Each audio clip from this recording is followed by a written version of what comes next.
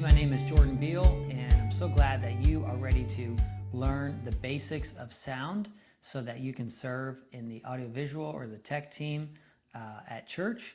I'm going to do a very basic training on this because I realize I've been doing this at many different churches over the years, as sometimes pastors have a great need for qualified and trained sound guys, but not always the expertise or the time to go teach them. And so there's a lot of different videos on YouTube, I'm sure, that are available, but I wanted to make one that was short and to the point and extremely helpful in a church setting. So what are we ultimately doing when we are running sound in church? Well, number one, you are supporting the lead pastor in his mission to preach the gospel. And so when you create good sound, a great audio mix, you are doing something incredibly important because you are amplifying the preaching of the gospel, which that's incredibly cool. That's an incredible opportunity and a privilege that we get to amplify the teaching of God's word, to give people the hope of Jesus Christ. Nothing is worse, right, than sitting at the back of the room and the guy's microphone's not working. Maybe this has happened at a wedding. I know that's happened to me at multiple weddings I'll go to, different relatives, and you can't hear what's going on. And so it's like, man, why did it even come? Well, what we want to do is amplify the preaching of the gospel, and of course for worship, we want to give the best sound experience possible. I've been a music producer before I became a lead pastor, and Innovate Records is a music label I started. So I have a diverse background. I traveled for 14 years. Our band has 8 million streams on Spotify. So I have an expertise in sound, and I'd love to impart that to you today. But I can do that through two lenses. One as a pastor. What does a pastor want, right? But also through the lens of a music producer and a worship leader myself. So we're going to start, though, with the basics of sound, all right? We're going to start with what is a signal path, right? What is the signal path? So first, you're going to have XLR cables plugged into a snake coming from the stage. What is an XLR cable? I'm going to use a lot of terms that might be new to you today, but that's okay. I'm going to take my time and really explain them. An XLR cable looks like this, all right? It's got these three little prongs in there. That, of course, is the male end, and that will be going into the audio snake on the stage. The snake, the conglomerate of all of the cables that comes in. Now, there are digital snakes and analog snakes, but for now, we're just going to talk about analog snakes. This is the part, the female end, that's going to hook up to the microphone. The most common microphone is an SM58, looks like this. This is the mic that will most often be used in a worship setting, okay? They're the most durable, they're $100. The Shure SM58, they last forever, right? So you can drop them, we don't recommend it, but if they get dropped once, 10 times, 30 times, they somehow last. Alternatively, there might be a condenser handheld microphone plugged into this, or a condenser mounted microphone. A condenser mic requires phantom power. Okay, so a condenser mic requires phantom power. A dynamic mic like an SM58 or an SM57 does not. They just plug in and they just work. Okay, so an SM58 mic is going to be used for the vocalist, and sometimes a condenser mic might be used by a vocalist. The SM57 is going to go on the snare drum at like about a 30 to 40 degree angle, and it should be rejecting the hi-hat. We'll talk about that later. But you likely will have a couple condenser mics in the overheads of the drums. And so just kind of know that those are two options. So you've got a mic'd instrument, that's the source, right? You've got a mic'd vocalist or maybe a guitar cabinet. You've put a mic in front of it, it's the source. From the source, that sound is going through the mic, through the cable, into the snake. This is what an audio snake looks like.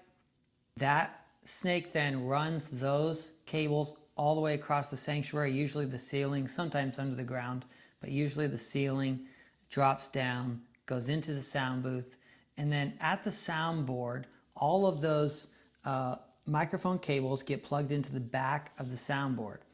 And it looks like this. And so as you'll see in this image, you're going to have each XLR plugged into each analog channel in the back of the board. Try to keep things grouped. So if you have a group of drums, right, and let's say there's 6 channels, go ahead and try to keep them together. And if you can, keep them numbered like this: kick, snare, hat, tom 1, tom 2, tom 3, or tom 1, tom 2, overhead, right? And that way 1 through 6 or 1 through 8, whatever it is, stays numbered chronologically at the back, and then just keep a good notes of what channel is on what. At the stage, alternatively, you can also number each XLR, you know, with a little piece of tape. That makes it easy, so that if you label it kick, label it acoustic guitar, right? That way when you go back and you see acoustic guitars on channel 9, and you go on stage and you see acoustic, you know you're in the right one. You're not in the keyboard setting. You're not in the bass channel. So you want to label everything on the stage best you can. Will you possibly relabel it later? Sure. But for multiple musicians coming in, whether it's youth group or young adults, or if you have multiple teams and musicians, you want them to just be able to plug in without too much stress, right? And you want to make sure they can plug into the right channel. Before we talk about the soundboard, I want to explain to you that guitar players will likely have a pedal board. That pedal board is simply a series of effects that processes their sound, and it might be adding delay or reverb or distortion. And then there's signals going into an amp, okay, also called a cabinet, but for the sake of today, we'll call it an amp. And then on the front of that amp, there needs to be a microphone, usually a Sennheiser E69 or an SM57 works great. Try to put that mic about 1 to 2 inches on the inside of that cone. Okay, so it looks like this, about 1 to 2 inches on the inside of that cone. Make sure that the mic didn't get moved or bumped and it's just facing plywood. You don't want to do that. So now let's talk about a soundboard. As you'll see in your PDF download, you're going to see that there is a signal path. And in that signal path, you're going to have gain at the very top. For lack of a better word, let's call that volume. Right? When you turn it up, it gets louder. Even though it's not the same as volume, it's gain. What you have to do is watch how many gain stages you have, right?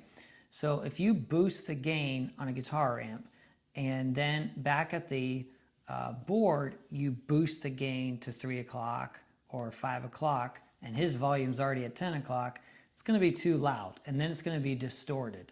All right, so not in the cool way of guitar distortion, but in an annoying way, it's going to be distorted. We want to avoid that. But at the back of that board, that microphone is plugging in. That is a mic in or a line in. You also might have a 1/4 inch in cable. A 1/4 inch cable looks like this. That could come in from a wireless mic receiver, or all kinds of options. A computer might be having an 1/8 inch jack into 2 1/4 inch jacks coming in there. And then you have a polarity switch. All right, so change the polarity on the top of a mic, or I'm sorry, the top of a snare or the snare bottom. Switching the polarity can potentially add fullness because it gets the waves lined up. So a sound wave looks like this, and if you have 2 waves that are like this, then the polarity is bad. We want them to be synced up, and so you're going to have a more full sound. Okay, that can also happen by moving back the instrument just a little bit. All right, so preamp gain, again, that's going to be the first kind of knob. You might even see an attenuator there, where it says minus 10 dB or minus 20 dB. What that means is minus 10 decibels or minus 20 decibels. If you push that in, you're impeding the volume. So if your signal's really hot, you're going to attenuate the signal by pushing that in. If the signal is normal, let's just say it's a keyboard and a bass guitar, you won't have to push that. If the bass player is playing through a amp modeler and his gain is just really hot and there's a distortion and it's just really loud, go ahead and hit that attenuator of minus 20 or minus 10, and suddenly you'll have clarity of sound and you'll solve your first problem. All right, there's usually an LED light indicating too that that's the channel you're working on. Almost every soundboard has that, whether it's a $100 Behringer soundboard or a Soundcraft or Yamaha or PreSonus. They almost all have an LED indicator. So if someone's talking or if someone's playing the bass, that channel is lighting up on the board. Next, you're going to have, on analog boards, you're going to have auxiliary. Now on digital boards, they're usually called mix if it's PreSonus. That's your monitor mix. So that's if you have a background vocalist, right? BGV1, BGV2, BGV3, they each get their own mix. That's an auxiliary sound, right? It's a special mix going to just them. That way they can contextualize what they want to hear. It's usually going to be themselves, the worship leader, the worship leader's instrument, and some rhythm. Those are the four things you want to make sure every single musician or singer has. I want to reiterate them, and I'll put them here on the screen.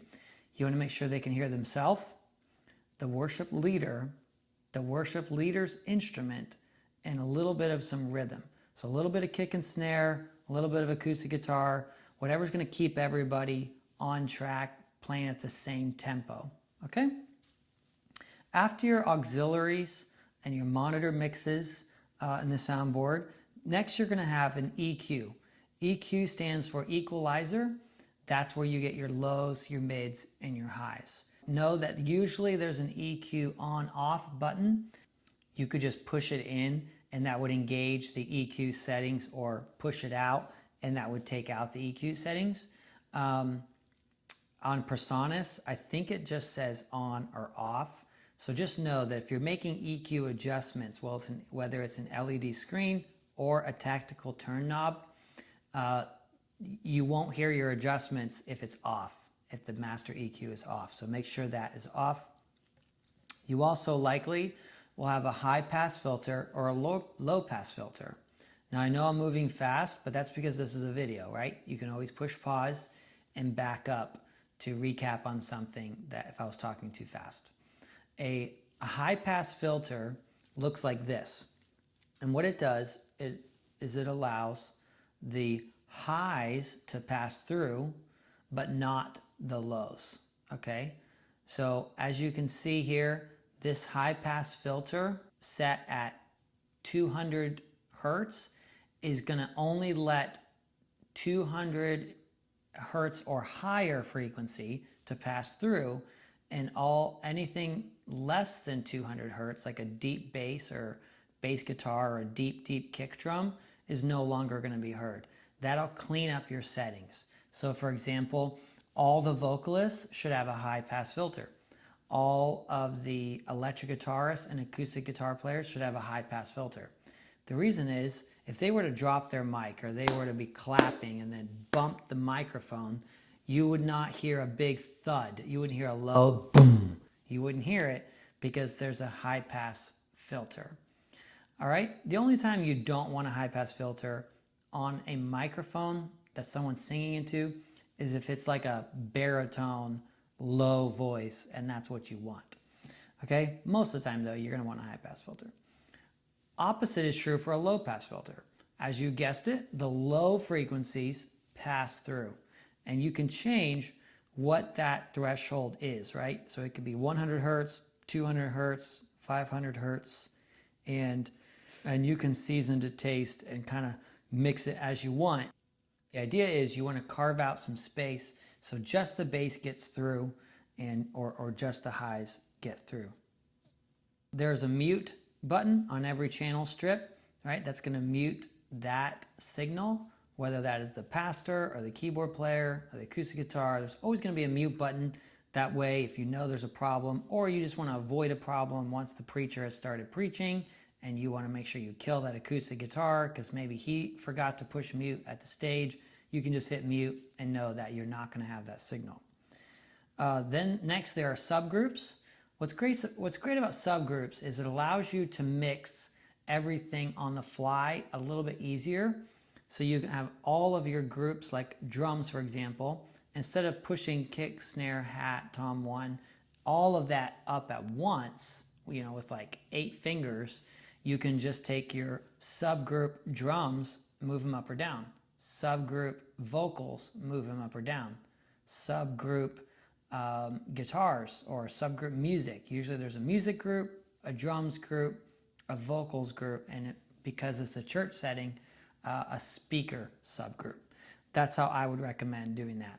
Alternatively, you could put the preacher's microphone in the vocal subgroup, and then your 4th subgroup could be like computer devices, right? So iPads, computers, so forth. All right, let's talk about preparing for a great Sunday service. You, as the sound man, want to be there 15 minutes before the band. I want to reiterate that. You want to be there 15 minutes minimum before the band to do a line check. A line check is different than rehearsal. It's different than sound check. A line check is going through and making sure every wireless microphone has charged up new batteries. You're going to make sure that everything just works. BGV1, hey, check, yes, works. Hey, BGV2, yep, check, mic. Right now, usually your worship leader should join you and be there early, but what you should do is do that with the worship leader, but before the team comes, because you don't want to be putting batteries in, especially 4, 5, 6 microphones while everybody's just kind of waiting for you. Another way to set up for the worship service is to have a song list ready to go. Now, I highly recommend doing this digitally with Planning Center or a system like that where you can say, this is the lead vocalist, this is the featured instrument, and this is the sound, or hey, there's a guitar solo after chorus 3. You want to notate things like that and make sure the worship leader is notating things like that for you. And if he doesn't do that, notice it during rehearsal, right? So usually I will write these things out, but sometimes if I forgot to notate something on song 3 or 4, I notice our team at Rock of Grace, they will actually put in guitar solo after the bridge, right? And so I'll come back to the sound booth and see that, and that's awesome. They're notating that so that they can make sure that they've got that fader nice and loud, so the guitar part that was practiced at home for a long time is enjoyed and heard by everybody and doesn't get missed and lost in the mix. But yeah, if you don't have a digital system set up yet, like Planning Center, where everybody can just log into the app or the website to see what's going on, you can just have a simple little, a set list, lead vocal, backing vocals. Is there a solo? Is there a featured instrument? And is there a style? What's great about writing something down like style is if it's rock, right, he's going to accentuate the hi-hat and the snare and the electric guitar. If it's R&B, now as a sound man or woman, you're going to accentuate the B3, maybe the organ a little bit, the kick is going to be nice and deep, the kick drum, and just have a good idea of the goal that the worship leader has for the song. Now, the last stage of the signal path is the speaker. So after you have the microphone, the snake, into the soundboard, out of the soundboard, it's going to go to either a passive speaker or an active speaker or a little headphone connection. So let's first talk about an active speaker. You know it's an active speaker if it plugs in. Very simple. If there is a plug like this, it's an active speaker. So let's pretend this is the end of the snake, right? That's come through the ceiling and it's dropped down to the sound booth. This would go in right there, top left, all right? And you turn that puppy on. And then right here, there are some settings like low cutoff, all right? So you can make it cut off at 80 hertz or 100 hertz or make it flat. That's similar to the high pass filter and low pass filter that we talked about earlier. Every active speaker is going to have an input gain, all right? So you should keep that at 12 o'clock, which means dead center. That way later you can decide if you want more. But don't just crank it, and because if you just crank everything, you're going to create a problem somewhere. And so just go ahead and make that down to 12 o'clock, maybe even 10 o'clock to be safe, but I would go ahead and put it at 12. And now you have an active speaker that doesn't need an amplifier, right? The amplifier is built in. But let's say you don't have an active speaker. See how it just magically disappeared? You don't have one now. All right, so if you're using an amplifier, that means you have a passive speaker. So it's coming out of the soundboard, the cable's plugging into the amplifier, and then out of the amplifier into a passive speaker. Again, you know it's a passive speaker if there's no power button. If there is a power cable and power button. If there is a power cable and a power button, it is an active speaker.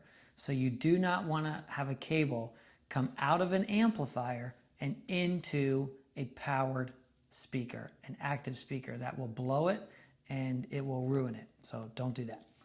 All right, so we're going to talk about EQ as it is really the most important part of running sound, apart from knowing how things plug in. So the human ear is going to hear or at least feel 20 hertz all the way up to 20,000 hertz. The 1,000 is indicated by the K. All right, so right in here, this is going to be about 200 hertz. This is going to be, we'll say 50, 100. This is going to be about 1,000, 5,000, 10,000. Okay, I know that's not spaced perfect, but you get the idea. What you want to do is know what to boost and what to decrease. All right, so what to increase and what to decrease. So for example, a hi-hat is going to have a high pass filter at 250 and more. That way only 250 hertz and higher comes through because you don't want any low end information. This gives you a very clean mix of blocking out frequencies you don't want and frequencies you do want. So in the PDF that you're going to download next to this video, it's got all of the cheat sheet frequencies for what you're going to increase and decrease. A bass guitar is going to usually have a little bit of a scoop here, okay? And I would boost a little bit in here just to get some of the high mid, and then I would be boosting right around 100 hertz, okay? Maybe even 50 hertz for the bass guitar. For the kick drum, I want to separate the kick from the bass guitar, the bass drum from the bass guitar. All right, so the bass drum, I'm actually going to increase right after this. So it'll be right around like 150 right here. I would put a little bit of kick, and depending on the song, if it's an R&B song, I actually might do a little bit below as well. But I'm going to scoop right here, about 250 to 1,000, and then I'm going to boost 8,000 hertz on a kick drum. The reason is, you might think, why would you do that? Isn't the 8,000 hertz where like electric guitars are? Yes, but that's also where the attack, where the beater hits the head of the kick drum. So you're going to hear the attack of the kick drum there. When it comes back to the toms, a frequency to decrease or cut, you're going to have, every tom is different, so you're going to have to just figure that out. But usually it's right in here that you're going to be boosting, and usually right in here of 1000 hertz, I notice I usually cut for a tom. And I usually boost a little bit here and a lot here. So this is your toms. In particular, your floor tom needs to be down here, featured lower than the kick drum. In other words, the kick might go and the floor tom might go doom. The floor tom should be lower sounding than the kick. Cymbals, you're also going to have a high pass filter. Remember what we said about the hi-hat? So the overhead channels, it'll say OH or cymbals. You don't need low end information. So you're going to put a high pass filter and make it at 250. So it'll be like this. So anything 250 and higher is going to be heard, right? So that way it doesn't really pick up the floor, the toms or the kick. Now there are occasions where I change that. On occasion, I'm not getting the sound I want out of the tom microphones. So then I'll go to the overhead and back that high pass filter up so it brings in this low end information and then kind of season to taste. Okay? Let's talk about where's the acoustic guitar. The acoustic guitar, the area to decrease should be right in here, about 100 hertz. Okay? Also, if you want it to sound a little bit less muddy, you could also decrease a little bit of 600 hertz on acoustic guitar.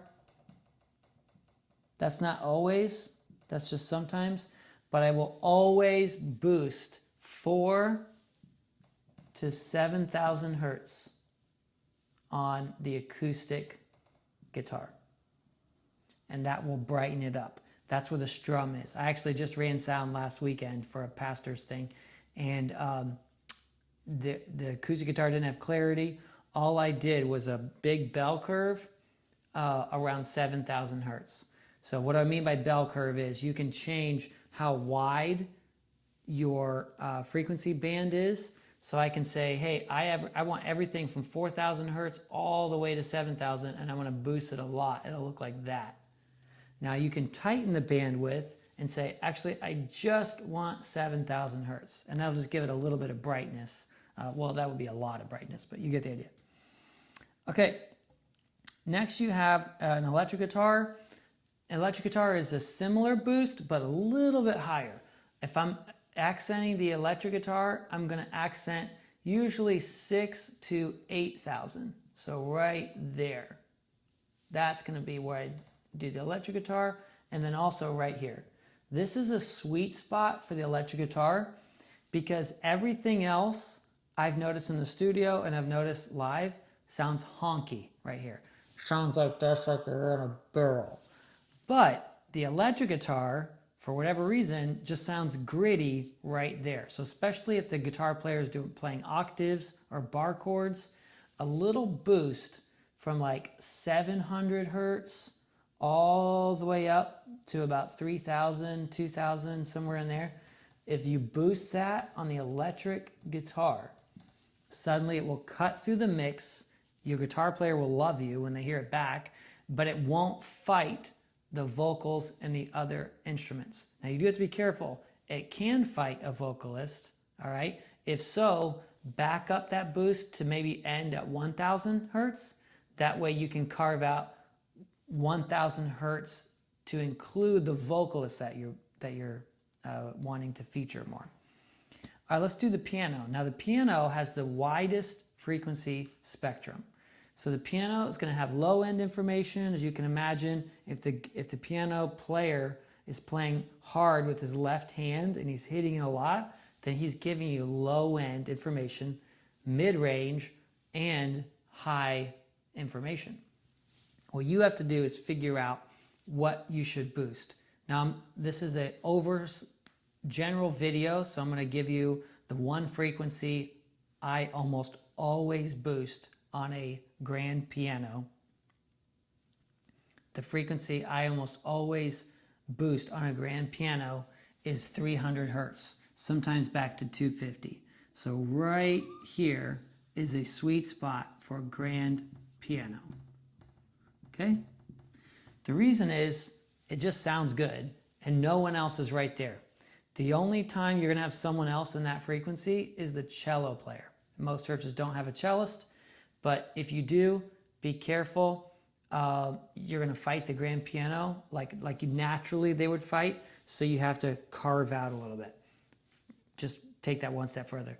If I had a cellist, playing a lot of root notes, right, and she was fighting the piano player, then I would, not fighting literally, but sound, I would back the piano boost back to like 150 hertz, like that, and then I would boost this for the cello. That way they both have a lane. Believe it or not, you can actually increase or decrease settings on a vocal, each harmony, to give them their own little lane. For example, the frequencies I would decrease for a soprano is 200 to 500.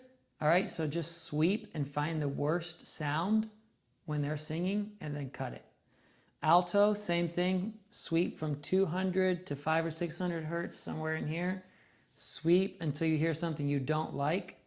And what I mean by sweep is you grab the frequency. If it's a touch screen, you can actually touch it, drag it up with your finger, and then sweep. Move it until you hear something you definitely don't like, and then cut it down, bring it down -2 dB. I usually do -2 dB as a default whenever I'm making a change. It's not always, but that just gives you a target, okay? A tenor vocal, same thing, just grab it, sweep. And what I like to do is highlight, though, the tenor, give them a 5 to 8,000. See, this is 8,000 right here. Give them a little boost, the tenor, and give them a cut down here. And the alto, give a boost here, and then cut the opposite. That way you're creating a perfect spot for the tenor, a perfect spot for the alto, a perfect spot for the soprano. All right, in case I was going too fast for the kick drum, let's go ahead and recap on that. Just a couple tips. You can get a nice extra beef into your kick drum sound by boosting 50 hertz. The other boost on a kick drum is 8,000 hertz. That will make your kick drum sound cool in a second. Boost 2 to 4 dB, sometimes a lot, right? Sometimes 4 dB on 50 hertz and 8,000. Don't be shy. Boost 4 dB, maybe even 6 dB. Okay?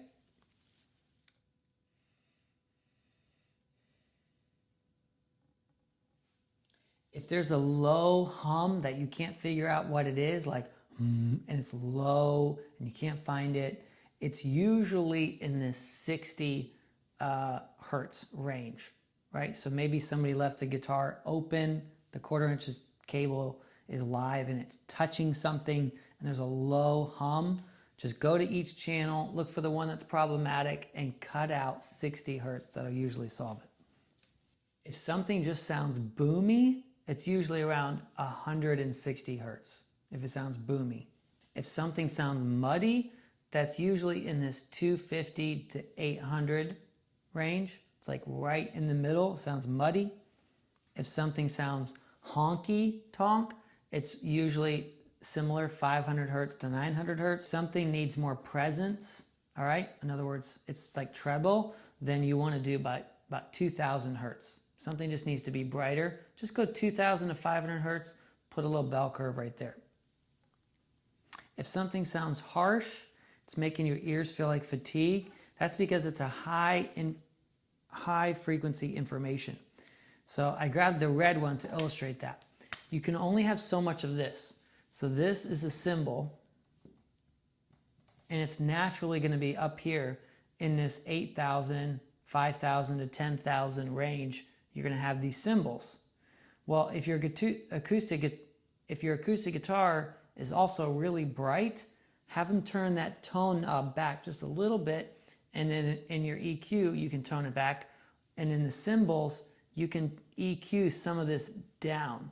All right, so careful not to do it like cut it way off, because then you won't have any cymbals. But just taking it 1 dB or 1.5 dB less, okay, on your cymbals can make it sound not harsh, right? If somebody's worshiping, and let's say you have a worship type setting that goes 40 minutes, 60 minutes, the highs of the cymbals are going to get really annoying, and that's called ear fatigue. So they're not going to tell you, hey, pastor, I have ear fatigue. They're just not going to come back the next week. So if it's really loud and annoying and this high pitch, and you know, it's doing that, it's going to be really frustrating to people. Ultimately, mixing is about taking all of the colors and putting them together. I mean, you, as the mix engineer, you have one of the most creative jobs, actually, right? Because it's like you have this canvas and you're being given red, brown, blue, green, white, black, yellow, purple, and you have to blend them all into one picture. And so it really is an art form, it's a craft, and I really want you to think of these as lanes. You want to put the bass guitar player in his lane. You want to put the kick drum in their lane. You want to put the piano player in his lane, then the electric guitar player, then the acoustic guitar player, then the vocals, then a little bit of electric lead line, then the cymbals, and the snare should usually also have some 6 to 8K. In the bottom of the snare, I like to add a lot of body. I hope this has helped you. I know it's not all inclusive. I hope this has helped you. I know it doesn't include all information regarding sound, but I just wanted to give you a bunch of pro tips and maybe 2 more pro tips before you go. Always look at the stage. I know you're looking down to mix, but your pastor might need to get your attention for something, or the worship leader, or maybe one of the musicians might want to go, you know, my guitar up, and they don't want, because they don't want to go, hey, right? So if you could, while you're mixing, keep looking up like this. So you're mixing, but you're looking up to see what they need. Another pro tip is to have a friend next to you to help watch the stage. All right, I've seen a lot of churches do that. Another pro tip, when you go to mix for the camera, that can be an aux mix, or it can just be a duplicate of the main out. That's up to you. If it's an aux mix, you can set it up to have unique things where you want to feature or maybe not feature something. Last but not least, again, show up early. All right, work out any bugs that you can. If there's a video that's going to play in service, always test it. Doesn't matter if the pastor says, oh, the video's good to go. That's great that he thinks it's good to go, but it's your job to test it. So, you know, if you can get there early, push play on any video that's going to be in service. That way you can go over and EQ it if needed.